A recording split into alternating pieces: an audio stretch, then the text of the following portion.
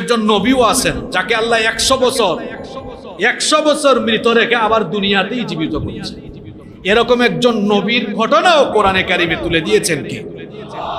সেই নবীর নাম হলো উযাইর আলাইহিস সালাম। উযাইর আলাইহিস সালামের কাহিনীটা আপনাদেরকে আমি শোনাই। উযাইর আলাইহিস সালাম নবী ছিলেন কি ছিলেন না, এ ব্যাপারে মুফাসসিরিনে কেরামের মধ্যে মতভেদ রয়েছে, তবে সংখ্যাগরিষ্ঠ মুফাসসিরদের মধ্যে তিনি একজন নবী ছিলেন। শুনতেছেন তো আপনারা?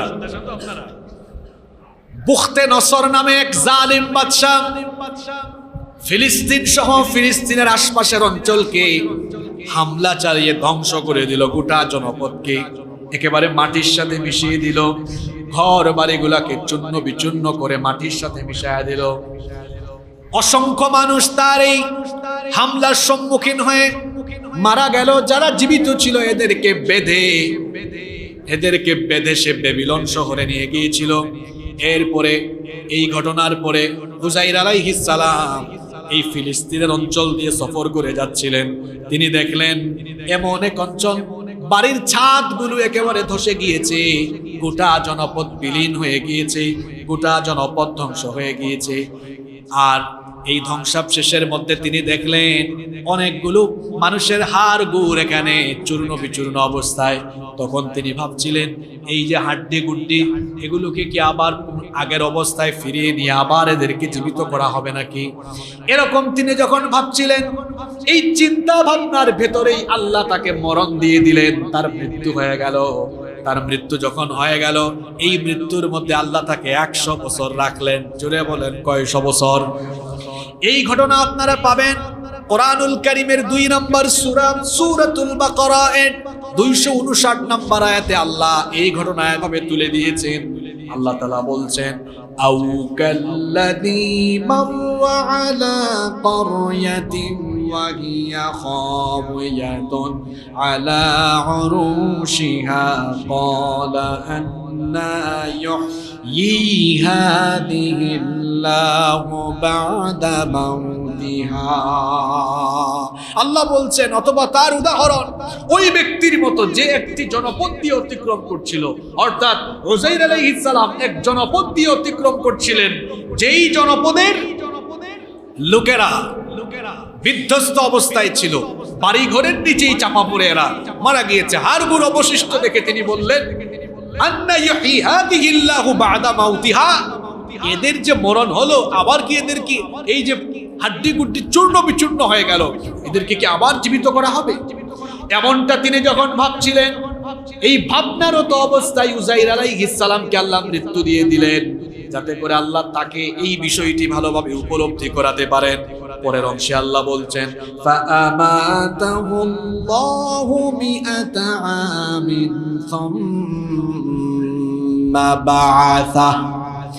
এই ভাবনারত অবস্থায় আল্লাহ তাকে মৃত্যু দিলেন 100 বছর। আল্লাহ বলছেন মিআতা আম, মৃত্যুর পরে 100 বছর এভাবেই তাকে ফেলে রাখা হলো। সুম্মা বা'আসা, 100 বছর পরে আল্লাহ তাকে আবার জীবিত করলেন। সুবহানাল্লাহ পড়বেন না? তিনি যখন চোখ খুললেন, আল্লাহ ফেরেশতা পাঠালেন। ফেরেশতা এসে জিজ্ঞেস করলো, কাম লাবিস্তা, আপনি কতদিন অবস্থান করেছেন? তার চক্ষু যখন বন্ধ হয়েছিল, 100 বছর আগের কথা বলছি, তখনকার সময় ছিল সকালবেলা। আর 100 বছর পরে যখন আল্লাহ তার চক্ষু খুলে দিলেন, সময়টা ছিল বিকেল বেলা। তো ফেরেশতা যখন বলল, কাম লাবিস্তা, কতকাল এই ঘুমের মধ্যে ছিলেন, হ্যাঁ কতকাল ছিলেন? তখন তিনি আবহাওয়ার দিকে তাকায় দেখলেন এখন তো বিকাল দেখা যাচ্ছে। বললেন, লাবিস্তু ইয়াওমান আও বা'দা ইয়াওম, সম্ভবত আজকের পুরা দিনটাই ঘুমের মধ্যে ছিলাম, হয়তো ফুল ডে অথবা হাফ ডে, পুরা দিন অথবা আধা দিন। ফেরেশতা তখন বললেন, না, বাল লাবিস্তা মিআতা আম, আপনি একদিনের আধা দিন নয়, আপনি পুরা 100 বছর এই অবস্থায় ছিলেন। আল্লাহু আকবার! তিনি তো অবাক, 100 বছর। এবার তিনি আশেপাশে তাকালেন, দেখলেন চক্ষু বন্ধ করার আগে দেখেছিলেন এই গোটা জনপদ ধ্বংস, বিরাট ভূমি, কোনো মানুষজন নাই। এখন দেখেন মানুষ আর মানুষ, ঘর বাড়ি আর ঘর বাড়ি। আল্লাহু আকবার! ফেরেশতা বললেন, শুধু মানুষ আর ঘর বাড়ির দিকে তাকাইয়েন না, আপনার সামনে শরবত ছিল, খেজুর, আপনার সামনে শরবত ছিল, আপনার সামনে খাবার দাবার ছিল। ফানজুর ইলা তাআমিকা ওয়া শারাবিকা লাম ইয়াতাসান্নাহ। চক্ষু বন্ধ করার আগে আপনার ব্যাগের মধ্যে যে খাবার দাবার ছিল দেখেন, খাবার দাবার চেক করেন, সামনে যে শরবত ছিল তাকায় দেখেন। আল্লাহর কুদরত আপনি বুঝেন। 100 বছর হয়ে গেল কিন্তু এই খাবার দাবার আর পানীয়ের কোনো স্বাদ নষ্ট হয় নাই, রং নষ্ট হয় নাই, গন্ধ নষ্ট হয় নাই। এই খাবারটা এখনো অক্ষত অবস্থায় আপনার সামনে আছে। কি বলেন, আল্লাহর এই ক্ষমতা নাই তো আল্লাহ পারবেন না? এবার তিনি বললেন, আপনার গাধা যে আপনি বেঁধে রেখেছিলেন, উযাইর আলাইহিস সালাম গাধা বেঁধে রেখে গাছের ছায়ার নিচে বসে ভাবনারত অবস্থায় ছিলেন, তখন আল্লাহ তাকে মরণ দিয়েছিলেন।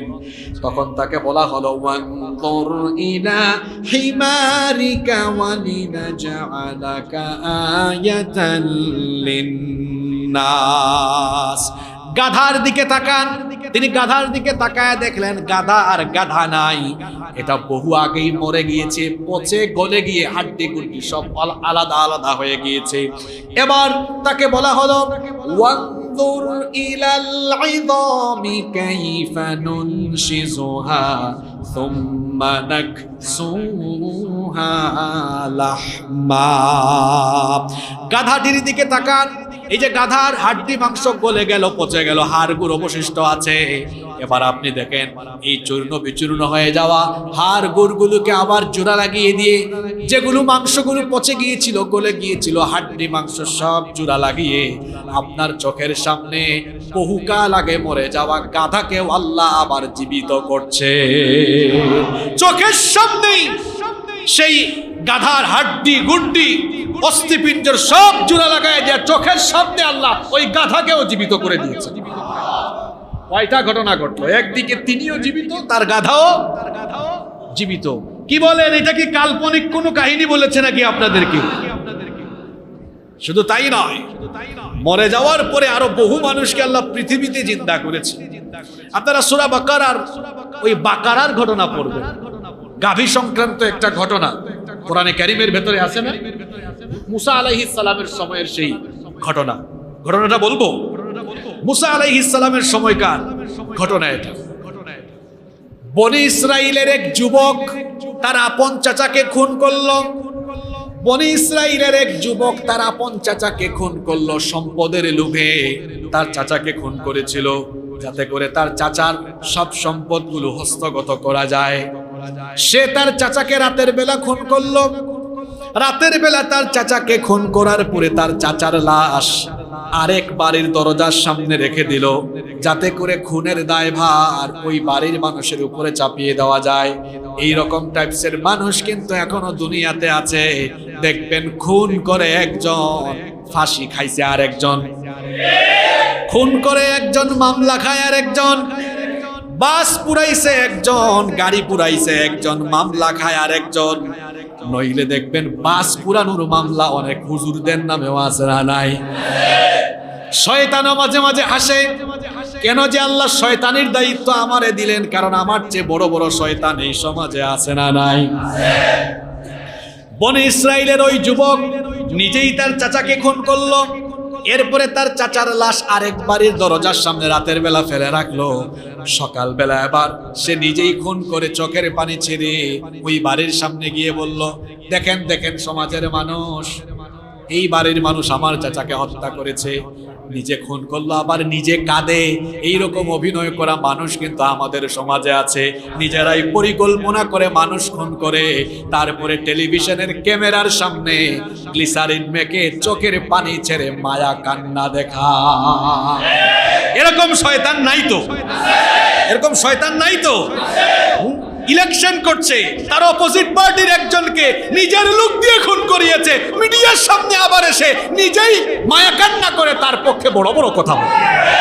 এরকম শয়তান আপনার আশেপাশেও? শয়তান মাঝে মাঝে অবাক হয়, কেন যে আমি শয়তানের দায়িত্ব নিলাম, আমার তো তার কাছে মুড়ি ধোয়া দরকার। কেমন শয়তান, কি বলেন? এরকম আছে না? এখন ওই ভাতিজা ওই বাড়ির সামনে গিয়ে একদম গলা ফাটায় চিৎকার করছে, এলাকার মানুষ বিচার করেন, এই বাড়ির মানুষ আমার চাচাকে মেরে ফেললো। বাড়ির মানুষজন তো অবাক, রাতের বেলা আমরা ছিলাম ঘুমের মধ্যে এই কাম হইলো কেমনে? ওই বাড়ির মানুষ অস্বীকার করলো, তারা বলল না, এটার সাথে আমরা সম্পৃক্ত নই। বনি ইসরাইলের নেতারা এবার আসলো, নেতারা এসে ঝামেলায় পড়লো, কারণ একটা বিচার করতে হলে, সঠিক বিচার করতে হলে সাক্ষ্য প্রমাণের দরকার আছে না নাই? ওই বাড়ির মানুষজন যে এই ব্যক্তিকে হত্যা করেছে এটার তো কোনো দলিল নাই, প্রমাণ নাই। এজন্য তখন তারা একটা বিপাকে পড়ে গেল। তখন তারা মুসা আলাইহিস সালামের কাছে গেল। মুসা আলাইহিস সালামের কাছে গিয়ে তারা মুসা আলাইহিস সালামকে বলল, মুসা তুমি তো বলো তুমি আল্লাহর নবী এবং তুমি সরাসরি নাকি আল্লাহর সাথে কথা বলো। মুসা আলাইহিস সালাম সরাসরি কথা বলতেন কার সাথে? তারা গিয়ে বলল, ঠিক আছে তোমার আল্লাহর সাথে একটা কল করো, তো কথা বলো, কথা বলে জিজ্ঞেস করো এই যে আমাদের এলাকার এই ব্যক্তি খুন হলো, কে হত্যা করেছে, হত্যাকারীর কোনো খবর আমরা জানি? তুমি আল্লাহর সাথে কথা বলো, তাকে জিজ্ঞেস করো কে এই ব্যক্তিকে হত্যা করেছে, তাহলে আমরা বুঝবো তুমি যে আমাদেরকে, তুমি নবী, এই কথা বলো, আমরা তখন বুঝবো তুমি আসলে নবী। আবার তুমি যে এই কথাও বলো যে পরকাল বলতে একটা বিষয় আছে, মরার পরে আল্লাহ জীবিত করবেন, তো এই ব্যক্তি যে মারা গেল কে মারলো আমরা জানি না, তাইলে আল্লাহকে বলো লোকটাকে আবার জীবিত কইরা আমাদেরকে জানাই দিকে কে মারলো। মুসা আলাইহিস সালামকে তারা যখন এই কথা জিজ্ঞেস করলো, মুসা আলাইহিস সালাম আল্লাহর সাথে কথা বললেন। আল্লাহ তাআলা তখন মুসা নবীকে বললেন, ও মুসা তুমি এই বনি ইসরাইলের নেতা এবং এই লোকদেরকে বলো তারা যেন একটা গাভী জবাই করে। জুড়ে বলেন, কি জবাই করে? আল্লাহ তাআলা এই ঘটনাটা হুকুম করলেই হয়তো মরা ব্যক্তিকে যদি বলতেন তুই জীবিত হও, হয়ে যেত, কিন্তু আল্লাহ এটার সাথে গাভী জবাইয়ের ঘটনাটা কেন সম্পৃক্ত করলেন? কারণ ইহুদিরা গাভীকে সম্মান করে, এমনকি ইহুদিদের এখনো আকীদা লাল গাভীর আকীদা আছে। সেই সময় থেকেই বনি ইসরাইলের লোকেরা বাছুর পূজা করত, গাভীর প্রতি সম্মান দেখাতো।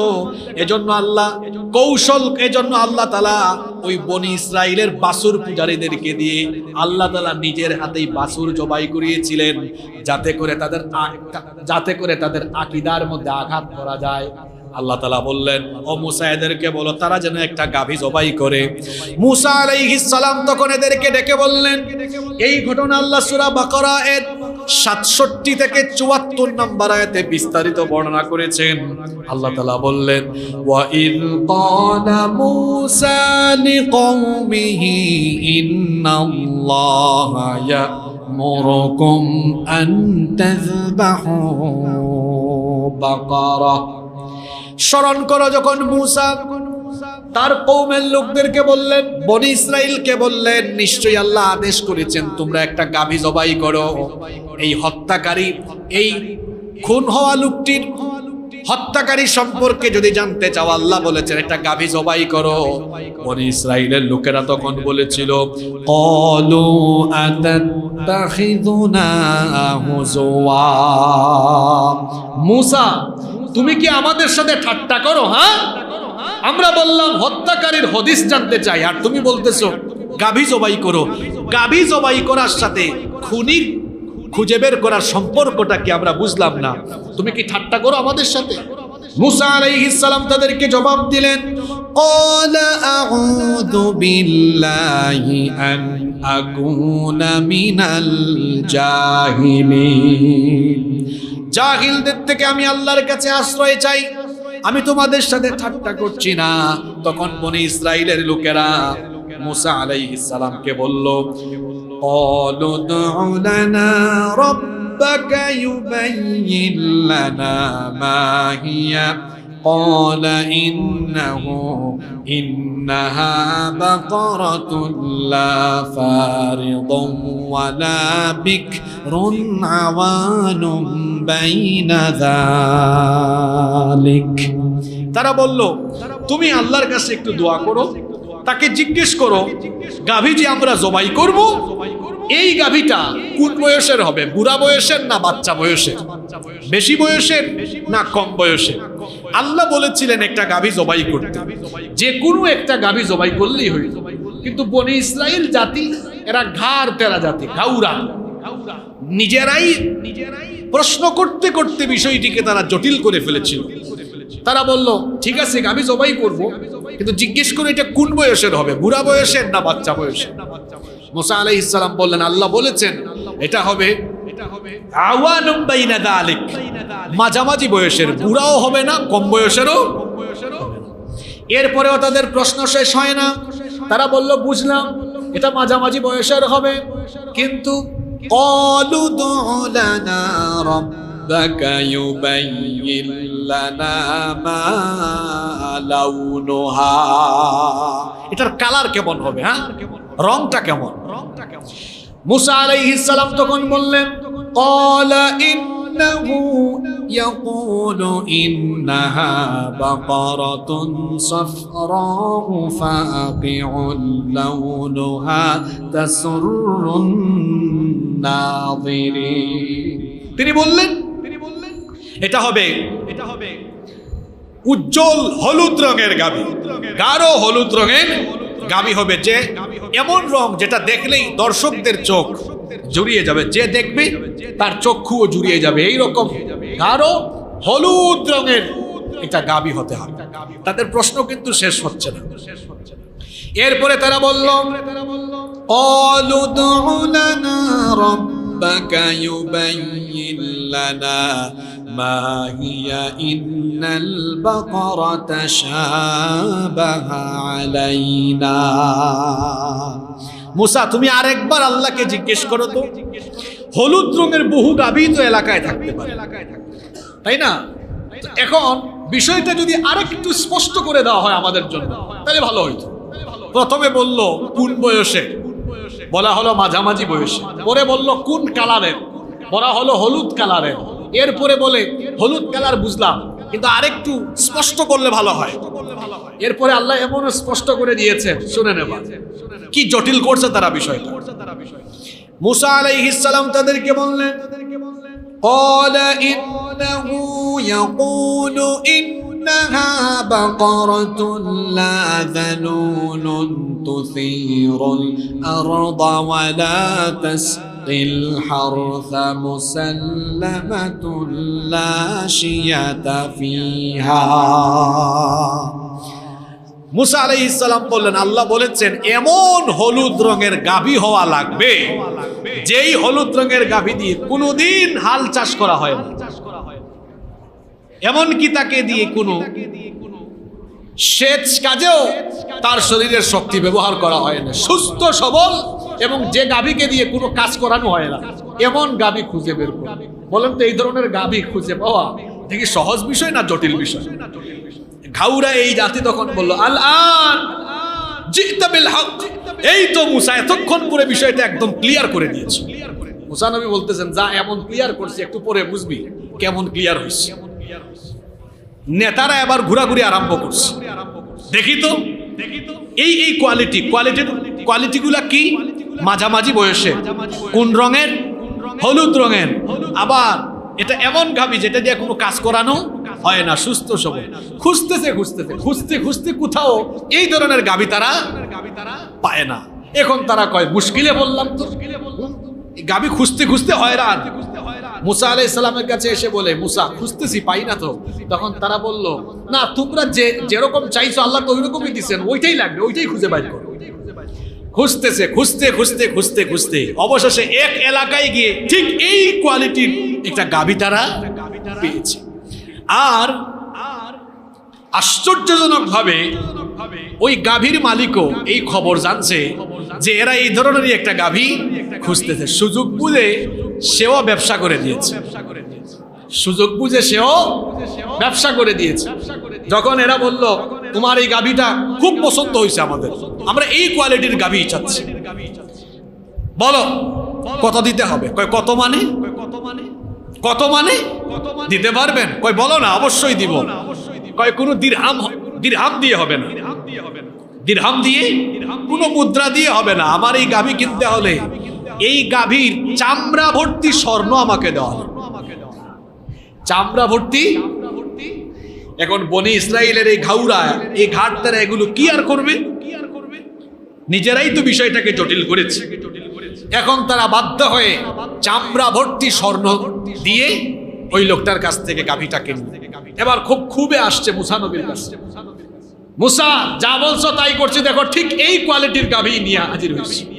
এবার বলো, যে ব্যক্তিকে খুন করা হয়েছে এই ব্যক্তির হত্যাকারী খুঁজে পাওয়ার সাথে এই গাভীর কি সম্পর্ক?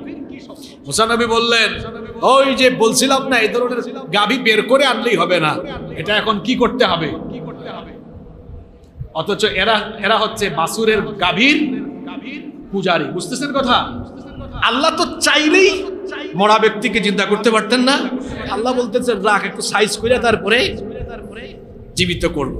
বাধ্য হয়ে তারা এবার যে বাসুর পূজা তারা করত, এবার নিজের হাতেই তারা গাভী জবাই করলো।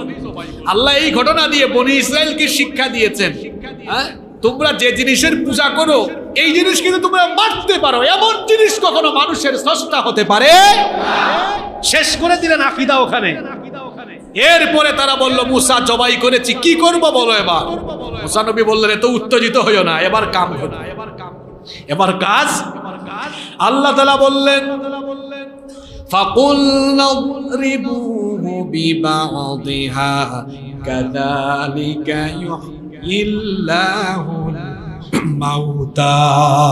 আল্লাহ বললেন, মুসা এই গাভীর যে কোনো একটা অংশ দিয়ে, একটা টুকরা দিয়ে মৃত ব্যক্তিকে মৃদু আঘাত করো। মৃত ব্যক্তিকে যখন মৃদু আঘাত করা হলো, আল্লাহর হুকুমে এই মৃত ব্যক্তি সবার চোখের সামনে জীবিত হয়ে উঠল। মুসা নবী বললেন, কি ব্যাপার? আমি যে এতকাল ধরে দাওয়াত দেই তোমাদেরকে, মরার পরে আল্লাহ জীবিত করবেন, তো তোমরা তো মরে যাওয়ার আগেই চোখের সামনে দেখছো এই ব্যক্তি এই তো গেল রাতে খুন হয়েছে, তাকে খুন করা হলো, এখন তাকে জীবিত করা হলো। জীবিত করেছেন কে? কাযালিকা ইউহয়িল্লাহুল মাউতা। এভাবে তোমরা যে আল্লাহর সাথে কুফরি করো, সব কুফরির হিসাব আল্লাহ এভাবেই মরার পরে জিন্দা করে তোমাদের কাছ থেকে নেবেন। আল্লাহু আকবার। এবার এই লোকটাকে বলা হতো, কি ব্যাপার চাচা, কামটা করলো কে? এবার লোকটা বলল, ওই যে কোনার মধ্যে আমার ভাতিজা দাঁড়ায় দাঁড়ায় কান্দে, আমার ভাতিজা এই কাম করছে। ঘটনা ফাঁস হয়ে গেল। আজকে হয়তো অনেক ব্যক্তিকে হত্যা করে খুনের দায়ভার আপনি আরেকজনের উপরে চাপিয়ে দিচ্ছেন। এই ক্যামেরা দিয়ে গত 1 ঘন্টার বক্তব্য রেকর্ড হয়ে গেল। আমি যদি জুমার নামাজের পরে বলি, সম্মানিত মুসল্লিগণ, আজকে আমি কোনো আলোচনা করি নাই, আপনারা বলবেন হুজুর করছেন, আমি বলবো না করি নাই। এরপরে যদি ভিডিও আপনি আমাকে দেখান, অস্বীকার করার কোনো সুযোগ আছে? এই ক্যামেরা বানিয়েছে কে? ক্যামেরা আল্লাহ বানিয়েছে। আপনি খুব জোশের মধ্যে আছেন, হুশে নাই। ক্যামেরা বানিয়েছে কে? মানুষ বানিয়েছে, কিন্তু ক্যামেরা বানানোর জ্ঞান মানুষকে দিয়েছেন কে? তো আল্লাহর দেওয়া জ্ঞান ব্যবহার করে মানুষ যদি এই ক্যামেরা বানাইয়া সব রেকর্ড করতে পারে, সে আল্লাহ বুঝি আমার আপনার রাতের অন্ধকারের সব আকাম কুকামের সব রেকর্ড করে রাখতে পারেন না? আপনি কোথায় কোথায় খুনের মিটিং করে গোপনে গোপনে খুন করিয়েছেন, কোথায় কোথায় কত আলেমের ঘাড়ে খুনের দায়ভার চাপিয়ে দিয়েছেন, সব ভিডিও আছে, সব রেকর্ড কিয়ামতে বাজানো হবে। সব হিসাব আল্লাহর কাছে। মরা ব্যক্তিকে আল্লাহ জীবিত করেছেন, এমন ঘটনা কোরআনে আরো আছে। যাই হোক, আরো 2-3 মিনিটে আরো একটা ঘটনা বলে আমরা ফিনিশিং দিই। ঘটনাটা হলো আসহাবে কাহাফের 7 যুবকের ঘটনা। সূরা কাহাফ আছে না? সূরা কাহাফের মধ্যে 3টা বড় বড় ঘটনা আছে। ঘটনা নম্বর 1, 1 নাম্বার ঘটনা 7 জন যুবকের ঘটনা। যেই 7 জন যুবককে আল্লাহ 309 বছর ঘুম পাড়িয়ে রেখে 309 বছর পরে আল্লাহ তাদেরকে আবার জীবিত করেছে। সুবহানাল্লাহ। দ্বিতীয় ঘটনা হলো মুসা আলাইহিস সালামের সাথে ঘটে যাওয়া খাদির আলাইহিস সালামের ঘটনা, যেটা আমি মুসা নবীর আলোচনায় আপনাদেরকে শুনিয়েছিলাম। 3 নম্বর ঘটনাটিও আপনারা জানেন, সেটাও আমি শুনিয়েছি, যুলকারনাইনের ঘটনা। ওই যে কত 3-4 জুমা আগে ইয়াজুজ মাজুজের আলোচনা আমি যুলকারনাইনের ঘটনা আপনাদেরকে বলেছিলাম। আর আরো একটা ঘটনা যেটা শুরুতেই আছে, সেটা হলো আসহাবে কাহাফের ঘটনা। এই ঘটনাটা হচ্ছে এমন, এটা নবীজি দুনিয়াতে আগমনের 450 বছর বা তার চেয়ে আরো কিছু সময় আগের ঘটনা। মোটামুটি 400-750 বছর আগের এই কাহিনী। রোম সাম্রাজ্যের অধিভুক্ত এক অঞ্চল, সেই রাষ্ট্রের এক বাদশা ছিল জালিম, তার নাম হচ্ছে দাকিয়ানুস। তার নাম হলো দাকিয়ানুস। এই দাকিয়ানুস বাদশার রাষ্ট্রে শিরক করা, মূর্তি পূজা করা বাধ্যতামূলক ছিল। যে ব্যক্তি আল্লাহর উপর ঈমান আনতো, বুড়া হইলে মেরে ফেলতো, যুবক হইলে সুযোগ দিত, যদি সিদ্ধান্ত পরিবর্তন না করতো তাদেরকেও কি করতো, সে মেরে ফেলতো। দাকিয়ানুসের আমলে একসাথে 7 জন যুবক আল্লাহর উপর ঈমান আনলো। সুবহানাল্লাহ পড়বেন না? কয়জন যুবক? আমি সময়ের অভাবে আয়াতগুলো পড়ছি না, আপনারা সূরা কাহাফের 9 থেকে 26 এই আয়াতগুলো পড়বেন বাড়িতে, বাংলা অনুবাদ সহ পুরা ঘটনা আপনারা এই আয়াতগুলোতে পেয়ে যাবেন ইনশাআল্লাহ। আমি সময়ের কারণে আয়াতগুলো আজকে আর তিলাওয়াত করছি। তো 7 জন যুবক ঈমান আনলো। কয়জন যুবক? এই 7 জন যুবকের ঈমান আনার খবর বাদশা পেয়ে গেল। এই বাদশা আলেম না জালেম? এরকম জালেম বাদশা তো দুনিয়াতে এখন নাই। এই জালেম বাদশা তখন এই 7 জন যুবককে সামনে হাজির করলো, তার রাজপ্রাসাদে ডেকে নিয়ে বলল, কি যা শুনছি এটা কি সত্য? আসলে যুবকরা যুগে যুগে দিন প্রতিষ্ঠার জন্য যে ভূমিকা রেখেছে সেটা এই যুগের যুবকদের জন্য প্রেরণা। আমার যুবক ভাইয়েরা শুনেন, এই যুবকরা এই অত্যাচারী জালিম বাদশার সামনে তখন সত্য কথা সাহসের সাথে উচ্চারণ করেছে, কারণ জালিমের সামনে হক কথা বলাও একটা জিহাদ। বাদশা যখন বলেছে, কি ব্যাপার, তোমরা কি ঈমান এনেছো? কয়, যা শুনছেন ঠিকই শুনছেন, আমরা ঈমান আনছি। সুবহানাল্লাহ। জালিম বাদশা তখন বলল, এর পরিণতি কি হতে পারে তোমরা কি জানো? কয়, পরিণতি কি হবে এত কিছু ভাবার আমাদের টাইম নাই, আমরা ঈমান এনেছি। এই ঈমানের জন্য যদি সব ছাড়া দরকার হয় সব ছাড়তে রাজি, ঈমান আমরা ছাড়বো না। আল্লাহু আকবার। বাদশা তখন বলল, যদি তোরা বুড়া হইতি শরীর থেকে মাথাটা এখনই ফালাই দিত, তোরা তো যুবক। যুবকদেরকে সবাই দলে টানতে চায়, সবাই নিজের কাছে রাখতে চায়, কারণ এই যুবকদেরকে ব্যবহার করে অনেকে তার ক্ষমতার চেয়ারকে ধরে রাখতে চায়। আর আমার যুবক ভাইদেরকে বলছি, আপনারা মাঝে মাঝে আবেগের ঠেলায় অনেকের সামনে পিছনে চামচামি করেন, আমি এদেরকে চামচা বলি। আপনার এই যৌবনকাল কি কোন নেতা খেতার সামনে পিছনে চামচামি করার জন্য দেওয়া হয়েছে? আপনার লজ্জা লাগে না? আপনি কেন মানুষের সামনে পিছনে ঘোরেন? নিজেকে এমন যোগ্যতায় নিয়ে যান যেন গোটা পৃথিবী আপনার পিছনে ঘুরে। যৌবন বয়সে পড়াশোনা বাদ দিয়ে লাঠি সুটা হাতে নিয়ে অমুকের নামে তমুকের নামে স্লোগান দেয়, এটা অমুক তমুকের নামে স্লোগান দিয়ে অমুক তমুকের চামচামি করার জন্য এই যৌবন বয়স দেওয়া হয় নাই। যৌবন দেওয়া হয়েছে আল্লাহর দ্বীনের পথে যৌবন কাটানোর জন্য। এই যুবকদেরকে বাদশা বলল, তোদেরকে 3 দিনের সময় দিলাম। কয় দিনের সময়? 3 দিনের সময় দিলাম। এই 3 দিনের ভেতরে হয় তোরা তোদের সিদ্ধান্ত পরিবর্তন করবি, অর্থাৎ ঈমান ছাড়বি, নইলে এই সিদ্ধান্তের উপরে থাকবি, তোরা তোদের জীবন হারাবি। ঘটনা কিন্তু জটিল। ঈমানের উপর থাকলে জীবন থাকবে না, আবার জীবনের মায়া করলে ঈমান থাকবে না। খুব জটিল বিষয়। এই 7 জন যুবক বাদশার দরবার থেকে বের হয়ে আসে, এসে একজন আরেকজনের সাথে কথা বলতেছে, কি ব্যাপার, কি করব আমরা? এই বাদশা তো আমাদেরকে যে আলটিমেটাম দিয়েছে 3 দিনের মধ্যে তো কিছু একটা ঘটবে। আর 7 জন একদিকে গোটা দেশ, আর একদিকে এদের বিরুদ্ধে আমরা লড়াই করতে পারবো না। তখন এই 7 জন যুবক বলল, আমরা তো ঈমানও ছাড়তে পারবো না, আবার ঈমান ছেড়ে দিয়ে জীবনের মায়া করে আমরা তো জালিমের সামনে মাথা অনত করতে পারবো। তারা বিকল্প পন্থা অবলম্বন করলো। সেটা কি? তারা বলল, আমরা এই ঈমানের কারণে চলো আমাদের ঘর বাড়ি ভিটা মাটি ব্যবসা বাণিজ্য সব ছেড়ে দিয়ে আমরা হিজরত করব। তারা ঈমানের জন্য সব ছেড়ে দিয়ে 7 জন যুবক এবার হিজরতের উদ্দেশ্যে বের হয়ে গেল। সুবহানাল্লাহ। রাস্তার মধ্যে একটা কুকুর তাদের পেছনে ধাওয়া করেছে। এই কুকুরের কথাও আপনারা পাবেন 9 থেকে 26 নম্বর আয়াত দিয়ে পড়বেন। এই কুকুরকে তারা ধাওয়া করে, এই কুকুরকে তাড়িয়ে দিচ্ছে, যা। কিন্তু যতই তাড়িয়ে দেয় এই কুকুরটা তাদের আরো পিছু নেয়। শেষে তারা সিদ্ধান্ত নিল এই কুকুর সহই তারা রওনা করবে। রওনা করেছে তারা। হাঁটতে হাঁটতে খুব ক্লান্ত হয়ে গিয়েছে। সকালবেলা ভোরবেলা তারা এক পর্বতমালার কাছ দিয়ে যাচ্ছিল। এই পর্বতমালার মুখে একটা বিরাট বিস্তীর্ণ গুহা ছিল। তারা বলল অনেক ক্লান্ত হয়ে গিয়েছে, চলো এই গুহার ভেতরে ঢুকে বিশ্রাম করি। এই গুহার ভেতরে ঢুকে তারা বিশ্রাম গ্রহণ করবে, এমত অবস্থায় তারা আল্লাহর কাছে দোয়া করলো। দোয়া করে আল্লাহর কাছে তারা দুইটা জিনিস চাইলো। কয়টা জিনিস চাইলো? জোরে বলেন কয়টা? সূরা কাহাফের মধ্যে আল্লাহ তাদের এই দোয়া উঠায় দিয়েছেন। 10 নম্বর আয়াতে আল্লাহ বলছেন, ইয আওয়াল ফিতয়াতু ইলাল কাহফি ফাকালু রাব্বানা আতিনা মিন লাদুনকা রাহমাতাও ওয়া হাইয়্যি লানা মিন আমরিনা রশাদা।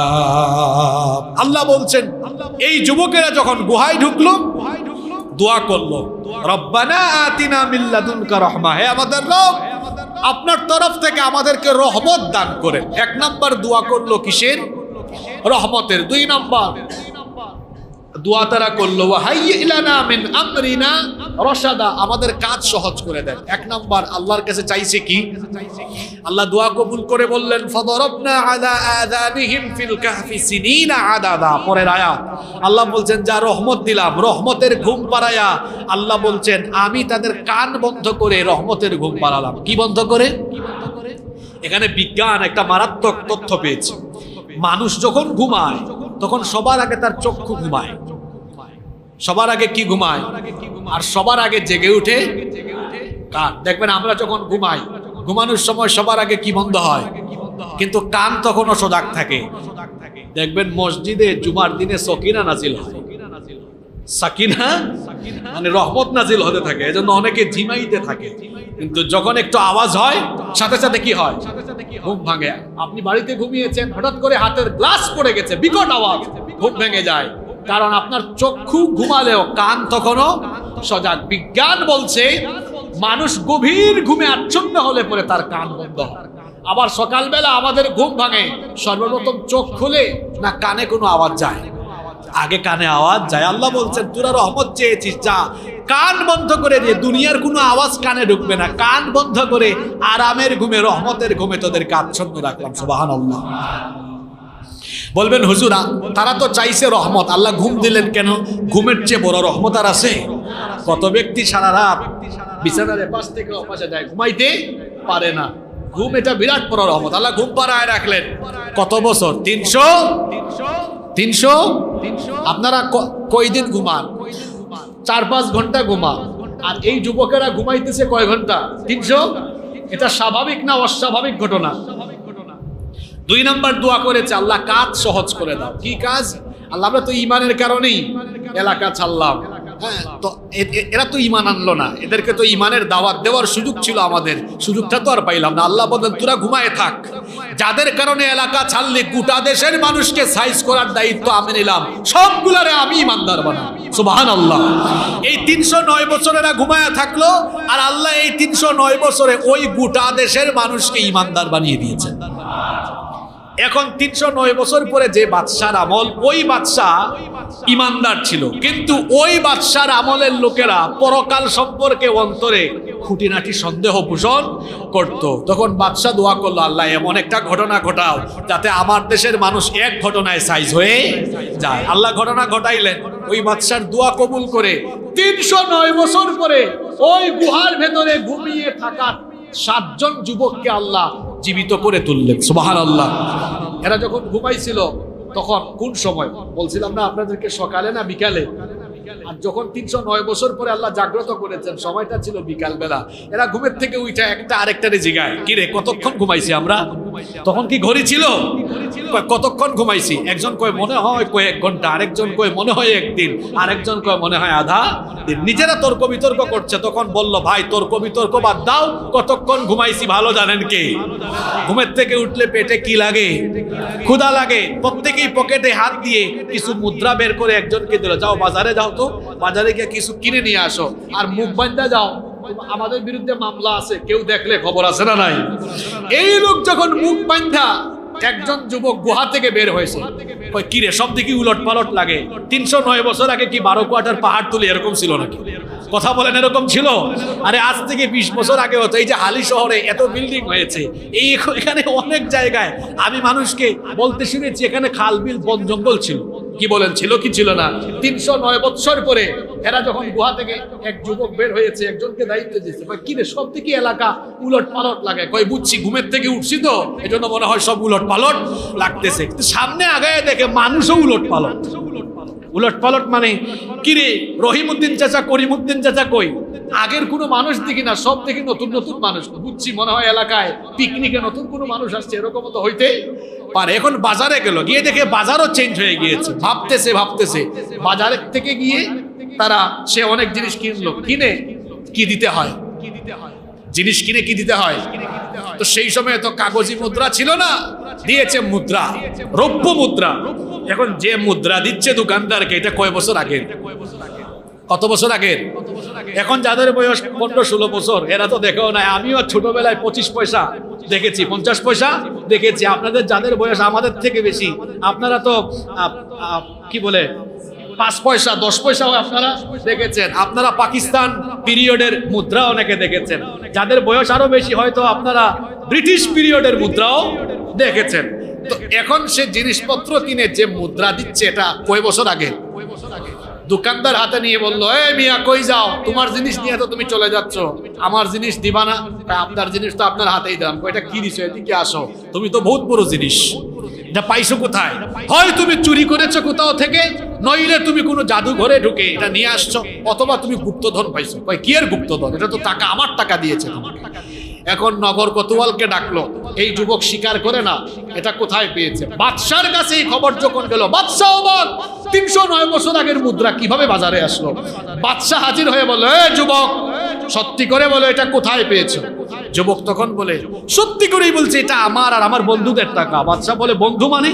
কয় বন্ধু আছে তো। কয় কোন জায়গায় আছে? ধরা তো খাইছে, এখন তো বলতে হচ্ছে।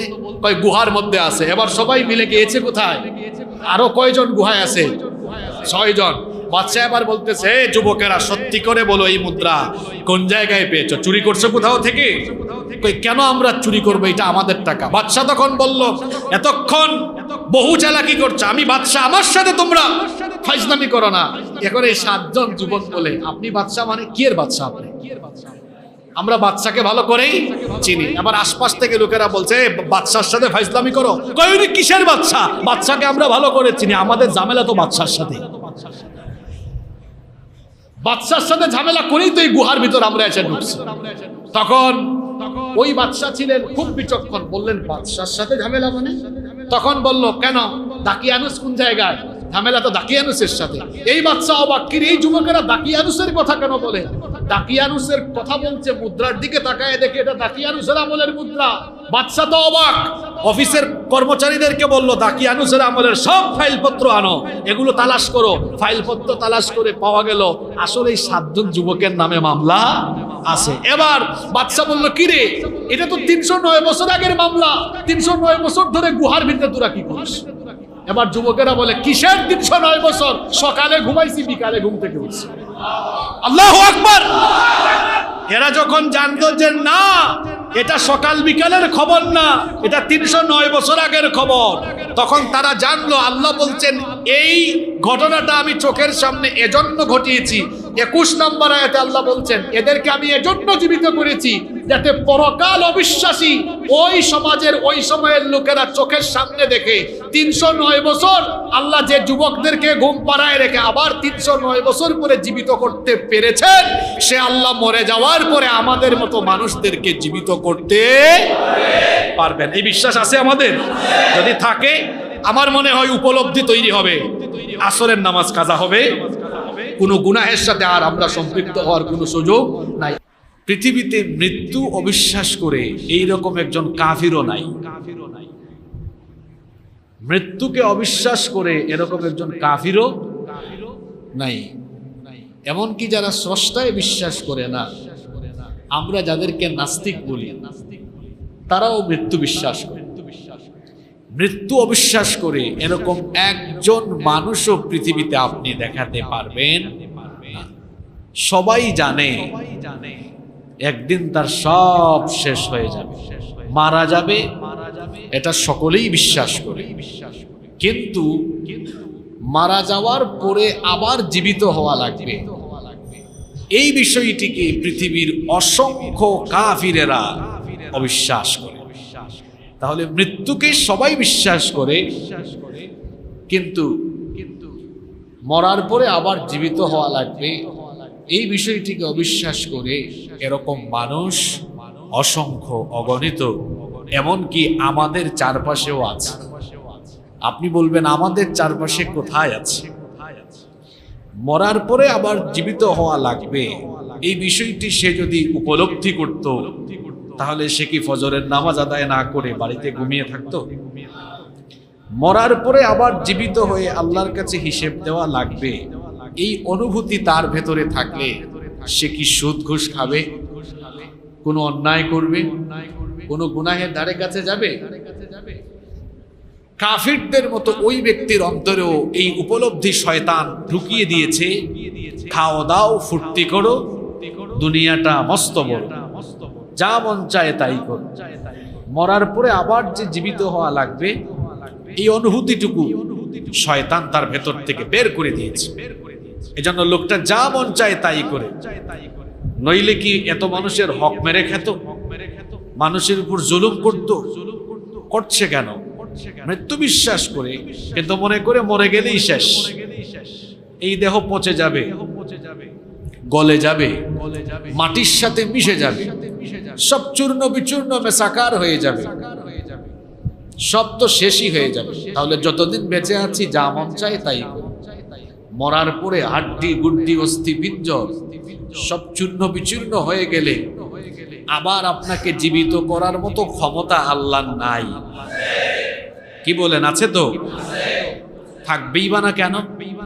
আপনি তো একটা সময় কিছুই ছিলেন না। আমি আপনি কি কিছু ছিলাম? একটা সময় কিছুই ছিলেন না। এখন তো 5 ফিট 7 ইঞ্চি 8 ইঞ্চি 6 ফিট মানুষ। আপনি কতটুকু ছিলেন? আপনি কতটুকু ছিলেন? আপনি 1 ফোঁটা স্পাম, শুক্রাণু নাপাক পানি ছিলেন আপনি। এমন 1 ফোঁটা নাপাক পানি যেটা বের হয়ে যাওয়ার পরে আপনার বাপের উপরে গোসল ফরজ হয়েছে। ওই রকম নাপাক পানি থেকে আল্লাহ আপনাকে বানানো শুরু করেছে। আর এখন কত ফুটানি, ফুটানি আর ফুটানি, যা মন চায় তাই করছেন, আল্লাহর সাথে নাফরমানি করছেন, আল্লাহর বিধানগুলো জীবনে মেনে চলছেন। আল্লাহ তাআলা জিজ্ঞেস করছেন, বান্দা কি করে আমার সাথে নাফরমানি করো? কি করে তুমি আমার সাথে কুফরি করো? আমি আল্লাহ তোমাকে অস্তিত্ব দিলাম, আমি আল্লাহ তোমাকে জীবন দিলাম, অথচ একটা সময়ে তুমি ছিলে অস্তিত্বহীন, প্রাণহীন। কোরআনুল কারীমের 2 নম্বর সূরা সূরাতুল বাকারা এর 28 নম্বর আয়াতে রব্বুল আলামিন বলছেন, কাইফা তাকফুরুনা বিল্লাহি ওয়া কুনতুম আমওয়াতান ফাআহইয়াকুম সুম্মা ইউমীতুকুম সুম্মা ইহয়ীকুম সুম্মা ইলাইহি তুরজাউন। কি করে তোমরা আল্লাহর সাথে নাফরমানি করো? কি করে তোমরা আল্লাহর সাথে কুফরি করো? ওয়া কুনতুম আমওয়াতা, আর তোমরা ছিলে মৃত, তোমরা ছিলে প্রাণহীন, তোমরা ছিলে অস্তিত্বহীন। ফাআহইয়াকুম, অতঃপর তিনি তোমাদেরকে জীবন দিয়েছেন।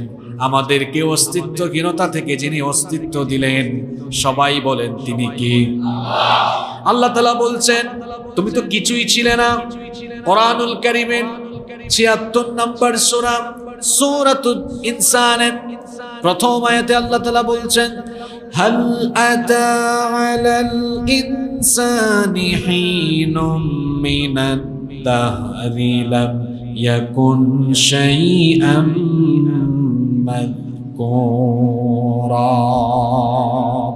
কাল প্রবাহে এমন একটি সময় তোমার জীবনে অতিবাহিত হয়েছে যখন তোমার নাম নিশানা ছিল না, ঠিকানা ছিল না, ঘর বাড়ি ছিল না, কিছুই ছিল না।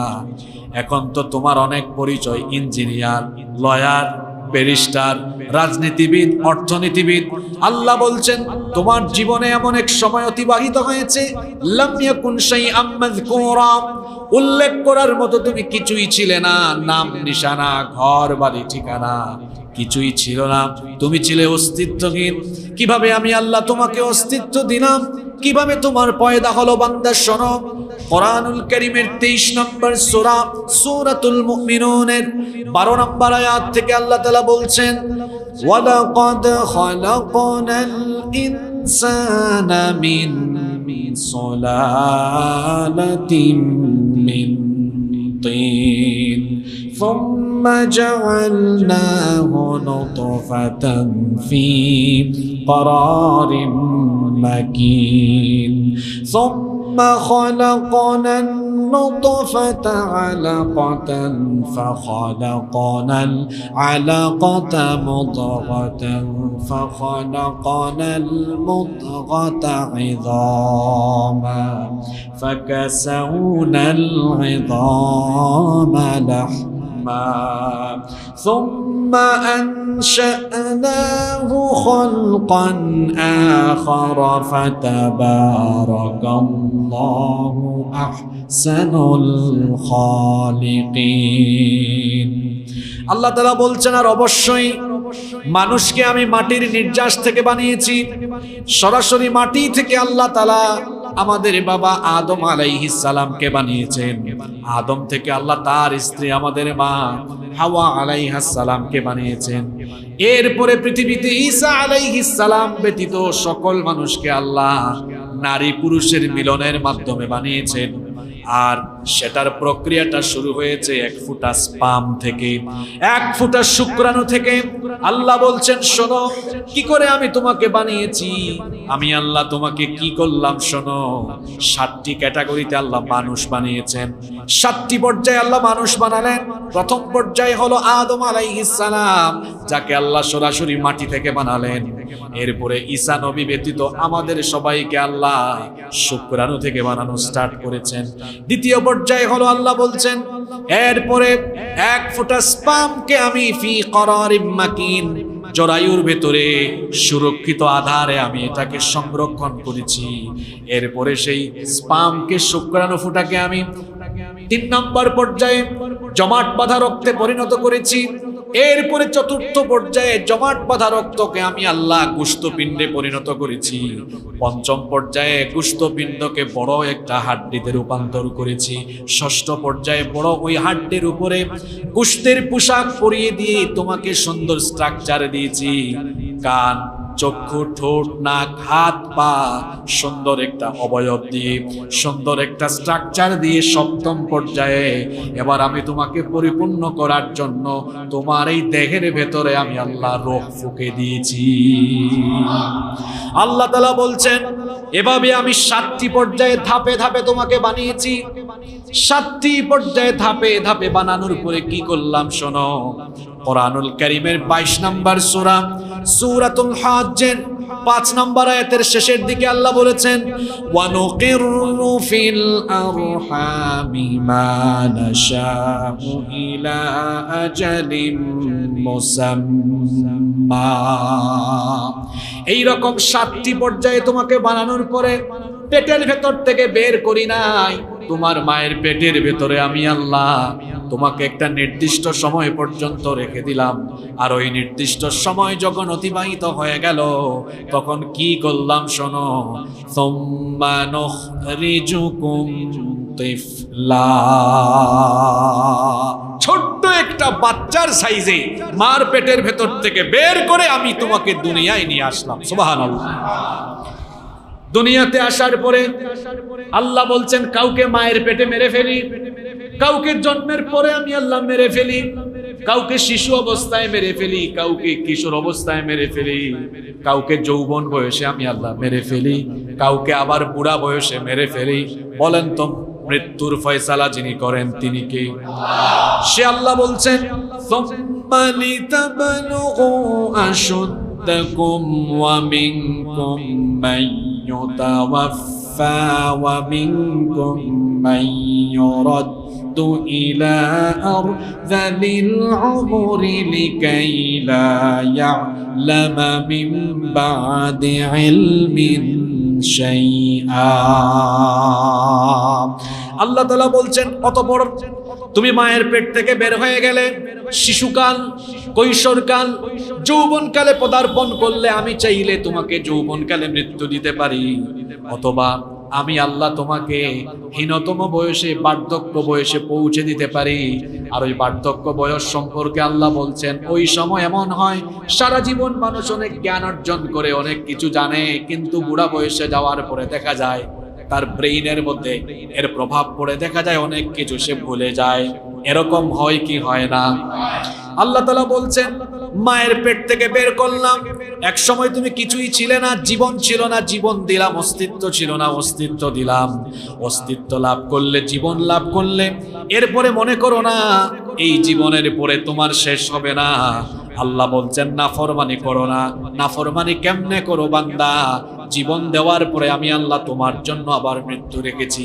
এজন্য আল্লাহ বললেন, কাইফা তাকফুরুনা বিল্লাহি ওয়া কুনতুম আমওয়াতান ফাআহইয়াকুম সুম্মা ইউমীতুকুম সুম্মা ইহয়ীকুম সুম্মা ইলাইহি তুরজাউন। কি করে তুমি আল্লাহর সাথে নাফরমানি করো? কি করে আল্লাহর সাথে কুফরি করো? তুমি তো ছিলে মৃত, মৃত থেকে আল্লাহ তোমাকে জীবন দিলেন, জীবনের পরে আবার মরণ আছে না নাই? এজন্য আল্লাহ বলেছেন, সুম্মা ইউমীতুকুম, অতঃপর তিনি তোমাদের মৃত্যু ঘটাবেন। আর মৃত্যুর পরে তোমার শেষ নয়। মনে করো না তুমি যখন মারা যাবে, মারা যাওয়ার পরে আর তোমার কাছে হিসাব চাওয়া হবে না। তোমার জীবনে তুমি যা করেছো এগুলোর ব্যাপারে তোমাকে আল্লাহর আদালতে জবাব দিয়ে তার সম্মুখীন হতে হবে না, এমনটা মনে করো না। কারণ আল্লাহ বলছেন, মৃত্যুর পরে আমি কি করব শোনো, সুম্মা ইহয়ীকুম সুম্মা ইলাইহি তুরজাউন। অতঃপর তিনি আবার তোমাদেরকে জীবিত করবেন।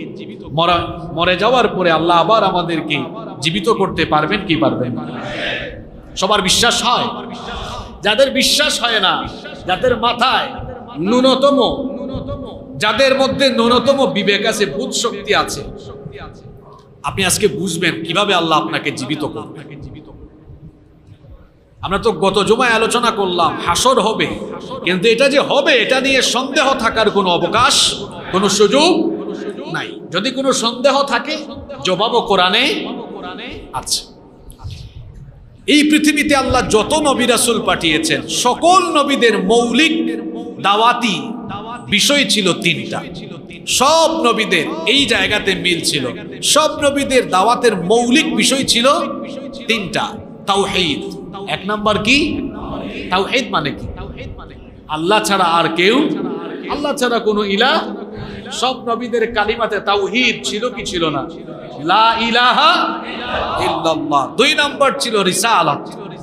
সকল নবীদের দাওয়াতের ভেতরে তাওহীদের সাথে কি ছিল? তিন নাম্বার ছিল আখিরাত বা ইবাআস, পরকাল, পুনরুত্থান। সব নবীরাই তাদের উম্মতকে বলেছেন পরকাল বলতে একটা বিষয় আছে।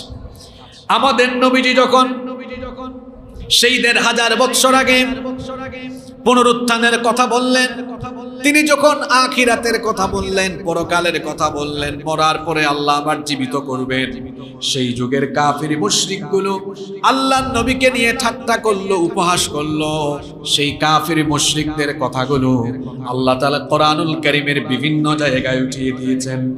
কোরআনুল কারীমের ৭৯ নম্বর সূরা, সূরাতুন নাজিআতের ১০ নম্বর আয়াত থেকে আল্লাহ বলছেন, ইয়াকুলুনা আইন্না লামারদুদুনা ফিল হাফিরা আইযা কুন্না ইযামান নাখিরা।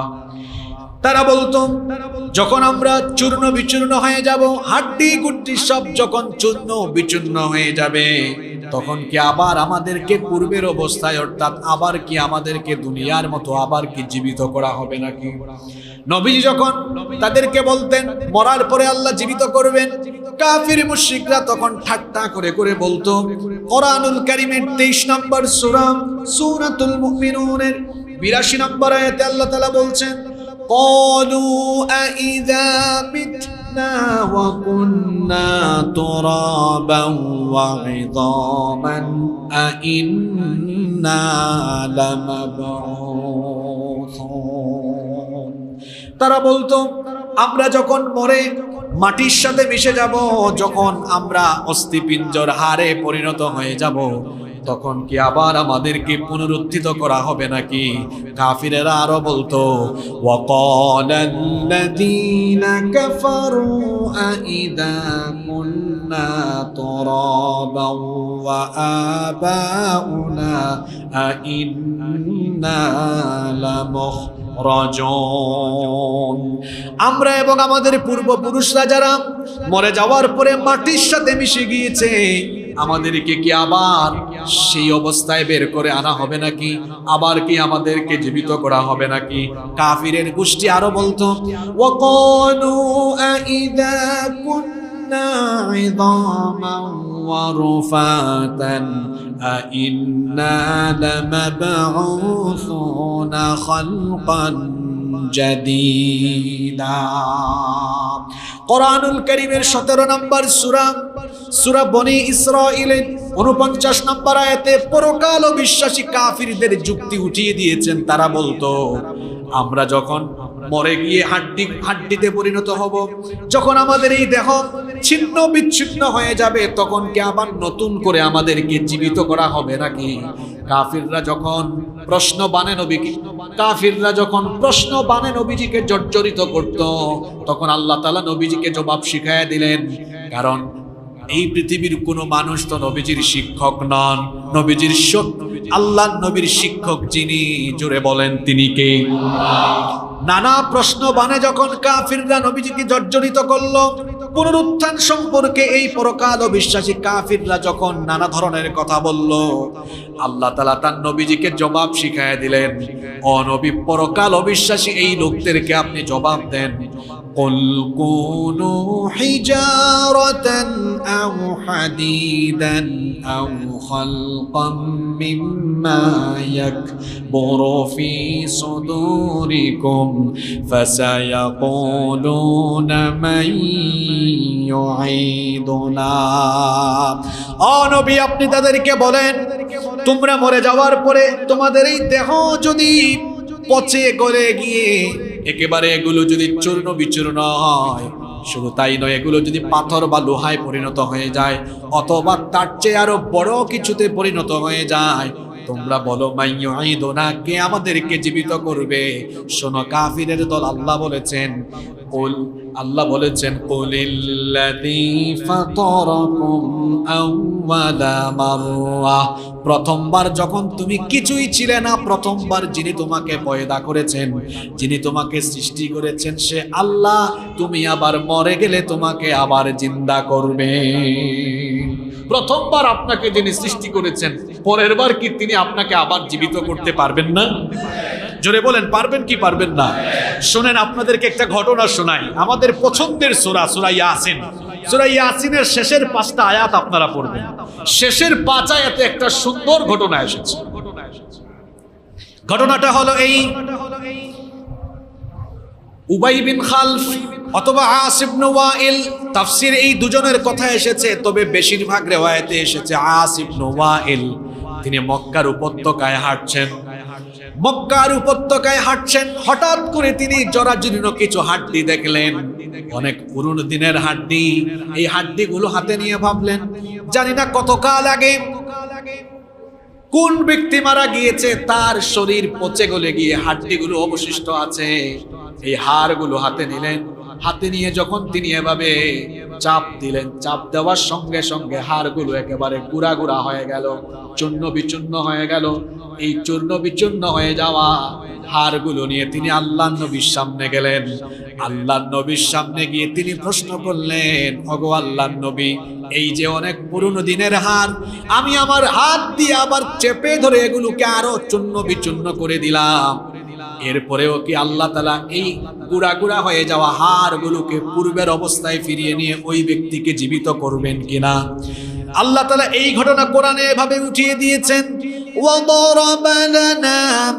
وضرب لنا مثلا ونسي خلقه قال من يحيي العظام وهي رميم। অনবিশেষে আমার ব্যাপারে আপনার কাছে দৃষ্টান্ত পেশ করে অথচ তার নিজের উৎস সম্পর্কে সে অনবহিত হয়ে গিয়েছে।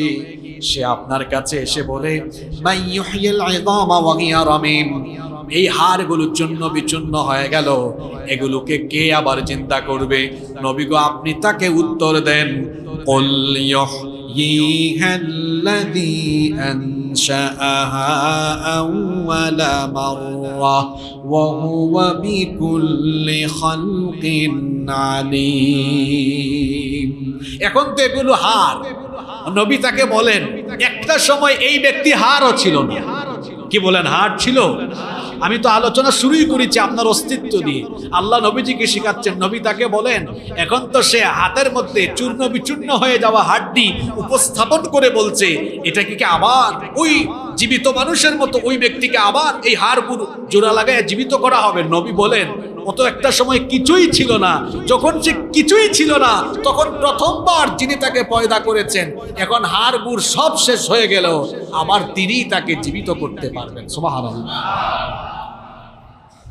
এই যে ফোন, মোবাইল ফোন, যারা এই মোবাইল ফোন বানিয়েছে, আপনি আপনার হাতে মোবাইল ফোন নিয়ে মোবাইলের ভেতরের পার্ট সব খুলে খুলে যদি আলাদা করে দেন, মোবাইল ফোন যারা বানিয়েছে তাকে যদি ডেকে এনে বলেন, ভাই সব আমি আলাদা আলাদা করে খুলে ফেলছি, আপনি কি এটাকে আগের অবস্থায় ফিরে নিতে পারবেন? মানে এটাকে আবার আপনি পার্টস গুলা জোড়া জায়গায় জায়গায় ফিটিংস দিয়ে আবার আগের অবস্থায় নিয়ে যেতে পারবেন?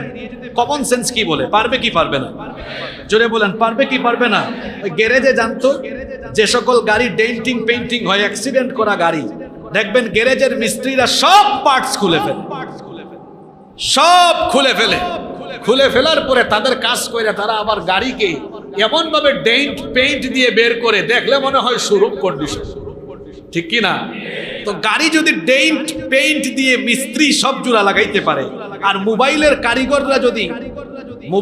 কারিগররা যদি ওই সানমারে গেলে দেখবেন মোবাইলের অনেক কারিগর বসে আছে না, মোবাইল নষ্ট হয়েছে সব খুলে ফেলেছে আবার জোড়া লাগিয়ে দিয়েছে। এই গ্যারেজের মিস্ত্রি আর মোবাইলের কারিগর, সে যে এত কিছু খুলে আবার ফিটিংস দিয়ে দেয়, তার মাথায় এই জ্ঞান দিয়েছেন কে? যে আল্লাহর জ্ঞান পেয়ে সে সব জোড়া খুলে ফেলে, ফিটিংস খুলে আবার ফিটিংস দিতে পারে, তো ওই আল্লাহ বুঝি আমার আপনার ফিটিংস খুলে গেলে এগুলাকে আবার ফিটিংস দিতে পারবেন না? জোরে বলেন, পারবেন কি পারবেন না? বিশ্বাস হয় তো? বিশ্বাস যদি হয় তাহলে মানুষের হক মাই রাখান, নামাজ ছাড়েন কেমনে, গুনাহ করেন কেমনে, উপলব্ধি নিজের ভেতরে পয়দা করেন, আমার আপনার মরণের পরে আবার জীবিত হওয়া লাগবেই লাগবে, এতে কোনো সন্দেহ। যদি কারো সন্দেহ হয় তো শোনো, কোরআনুল কারীমের ৭৫ নম্বর সূরা সূরাতুল কিয়ামা এর ৩৭ নম্বর আয়াতে আল্লাহ তাআলা বলছেন, আলাম ইয়াকুনু তাফাতাম মিন মানিয়্যিন ثم كان علقة فخلق فسوى فجعل منه الزوجين الذكر والأنثى।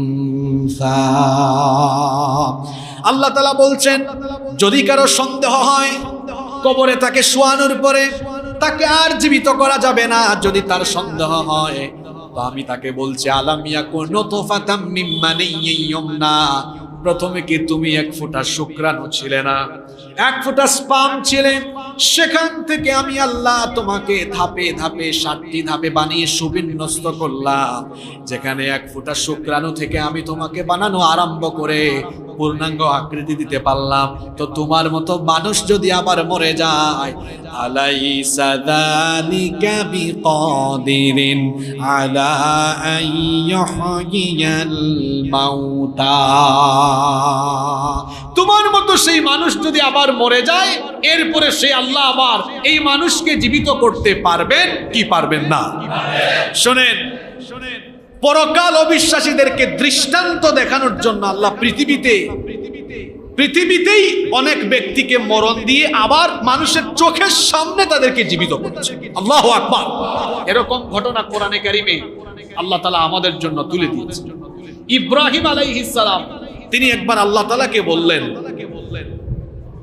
রব, তুমি নাকি মরণ দেওয়ার পরে আবার জীবন দাও, আবার নাকি পুনরুত্থিত করবে। দেখেন এই ঘটনাটা কোরআনে কারিমে এসেছে।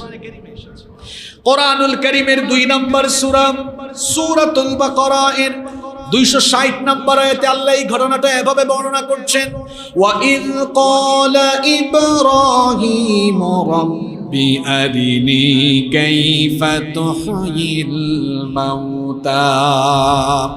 আর স্মরণ করো যখন ইব্রাহিম তার রবকে বললেন, হে আমার রব, আপনি নাকি মৃত ব্যক্তিকে জীবিত করেন, আপনি কিভাবে মৃত ব্যক্তিকে আবার জীবিত করে তোলেন? আল্লাহ তাআলা তখন তাকে বললেন, ক্বালা আওয়ালাম তুমিন ক্বালা বালা ওয়ালাকিন লিয়াতমাইন্না কলবি। আল্লাহ তাআলা বললেন, ইব্রাহিম, আওয়ালাম তুমিন, তোমার কি বিশ্বাস হয় না আমার ক্ষমতা নিয়ে? তোমার কি কোনো সন্দেহ আছে? ইব্রাহিম আলাইহিস সালাম বললেন, বালা, অবশ্যই বিশ্বাস করি, আপনার ক্ষমতার ব্যাপারে আমার কোনো সন্দেহ নাই, কিন্তু মৃতকে আপনি কিভাবে জীবিত করেন এটা যদি আমাকে দেখান, লিয়াতমাইন্না কলবি, আমার অন্তর এতে করে প্রশান্ত হবে। আমাকে একটু দেখান আপনি কিভাবে মৃতকে জীবিত করেন। আল্লাহ তাআলা তখন ইব্রাহিম আলাইহিস সালামকে বললেন, ক্বালা ফাখুয আরবাআতাম মিনাত الطير فصرهن إليك ثم اجعل على جبل منهن جزءا। ইব্রাহিম, তুমি এক কাজ করো, 4টি পাখি লালন পালন করো এবং এগুলোকে তোমার প্রতি পোষ মানাও। ইব্রাহিম আলাইহিস সালাম আল্লাহর আদেশ অনুযায়ী 4টা পাখি তিনি লালন পালন করলেন, এগুলোকে তিনি তার প্রতি পোষ মানালেন। এরপরে আল্লাহ তাআলা ইব্রাহিম আলাইহিস সালামকে বললেন, ইব্রাহিম, তুমি এই 4টা পাখিকে জবাই করে ফেলো। ইব্রাহিম আলাইহিস সালাম 4টা পাখিকে জবাই করলেন। এরপরে তিনি 4টা পাখির হাড্ডি মাংসগুলোকে আলাদা আলাদা করে হাড্ডি মাংস, তারপরে ডানা সহ যা আছে সবকিছুকে পিস পিস টুকরা টুকরা করলেন। আল্লাহ তাআলা বললেন, এই টুকরা করা অংশগুলোকে পাহাড়ের মধ্যে ছড়িয়ে ছিটিয়ে দাও। তিনি আবার এই হাড্ডি মাংসের টুকরাগুলোকে পাহাড়ের চতুর্দিকে ছড়িয়ে ছিটিয়ে দিলেন। আল্লাহ তাআলা বললেন, ইব্রাহিম, দেখো, 4টা পাখি তুমি লালন পালন করলে, এগুলোকে আবার তুমি তোমার প্রতি পোষ মানালে, এরপরে তুমি এগুলোকে জবাই করে হাড্ডি মাংস টুকরা টুকরা করে পাহাড়ের চতুর্দিকে ছড়িয়ে দিলে। এখন তো এগুলোর অস্তিত্ব নাই, কেমনে আমি অস্তিত্ব দেই দেখো। এবার তুমি বলো, আল্লাহর হুকুমে এই পাখির টুকরাগুলো, হাড্ডি মাংসের টুকরাগুলো যেগুলো আমি কিমায় পরিণত করেছিলাম, এগুলো আল্লাহর হুকুমে পূর্বের অবস্থায় গিয়ে আবার পাখিগুলো উড়ে উড়ে আমার কাছে ফিরে আসো। এই কথা বলা মাত্রই তিনি দেখলেন, সুম্মা দাউহুন্না ইয়াতিনাকা সায়া, এই কথা বলা মাত্রই পাখিগুলো আবার অস্তিত্ব লাভ করে উড়ে উড়ে তার সামনে এসে হাজির হয়ে গেল। ইব্রাহিম আলাইহিস সালামকে আল্লাহ বললেন, কি বুঝলে? হ্যাঁ, এই পাখিগুলো অস্তিত্বহীন হয়ে গেল, আমি আল্লাহ আবার অস্তিত্ব দিয়ে তোমার সামনে যেভাবে হাজির করলাম, এভাবে প্রত্যেক মৃতকে আমি অস্তিত্ব দিয়ে আবার জীবন দিয়ে হিসাবের কাঠগড়ায় দাঁড় করাবো। আল্লাহু আকবার।